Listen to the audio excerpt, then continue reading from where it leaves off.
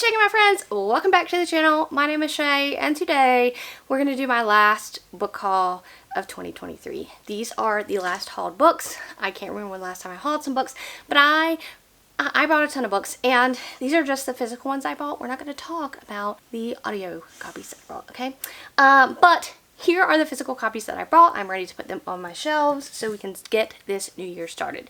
First, I have the entire trilogy from the Broken Binding, the entire Powder Mage trilogy that starts with A Promise of Blood. First of all, I just, like, it has art on the hardcovers. Then we have the Crimson Campaign. Again, I can get to this, art on the hardcover. Stunning. And we have the Autumn Republic, pretty art on the hardcover. Not to mention they have beautiful stenciled edges. I also have the Hurricane Wars, which was a book out of Adult Fairy Loot. I can't remember what month this was, but gorgeous sprayed edges. Gorgeous under the cover book. I also have Sword Catcher by Cassandra Clare, which is signed and is gorgeous under the dust jacket. This was Adult Fairy Loot. I think this was the Descent. I can't remember which one this was. I also have from Fairy Loot, Feybound by Sarah Al-Arifi. Gorgeous sprayed edges.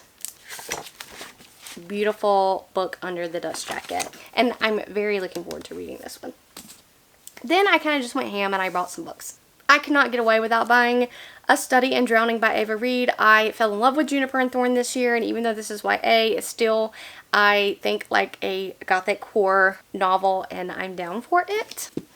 I also loved House of Salt and Sorrows, so of course I brought House of Roots and Ruin by Erin A. Craig. I want to reread House of Salt and Sorrows before I dive into this one, but I'm really looking forward to that. I also brought Dark Water Daughter by H.M. Long. I just love seafaring sea adventures I've figured out this year, and I think this came out in 2023, and I haven't heard much about it, but I am interested in it just because it was a sea book. I also brought the sequel to Combat Codes, even though I haven't read the Combat Codes, but I bought Griever's Blood because I just feel like that this is going to be a series for me.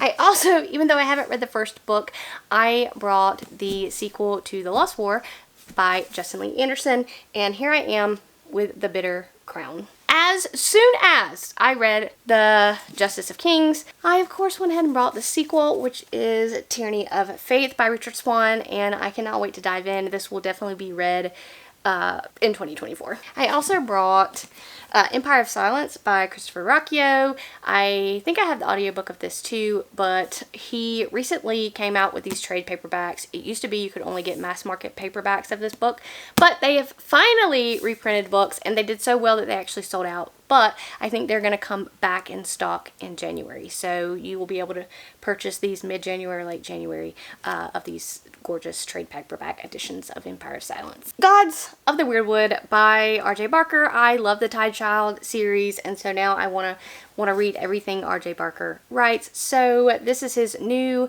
series that this first book just came out in June of 2023, so I wanted to read it and have it. Then I have some self-published novels that I brought because these are finalists in SPIFFo 9. We have Arrival Most Vile by R.K. Ashwick. And of course, I'll be reading all of the SPIFFo 9 finalists before the competition ends. We have Murder at Spindle Manor by Morgan Stang. We have Hills of Heather and Bone by K.E. Andrews. This is a gorgeous cover.